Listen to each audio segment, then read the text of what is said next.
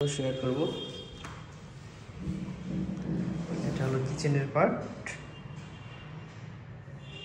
নিচের ওয়াটারপ্রুফ আমরা পিভিসি ব্যবহার করে দিয়েছি, সব জায়গায় আমরা হাইড্রোলিক ব্যবহার করেছি।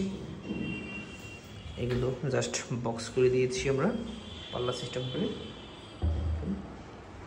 মেটাল পার্ট এগুলো আবার সমন্বয় করি আমরা রেখেছি। এটা হলো ফাইবার, এটাও ফাইবার। এখানে আমরা যেটা করেছি দেখুন, এটাও গ্লাস, একটি সেলফ দিয়েছি, ভিতরে লাইটের ব্যবস্থা করা আছে। আলহামদুলিল্লাহ।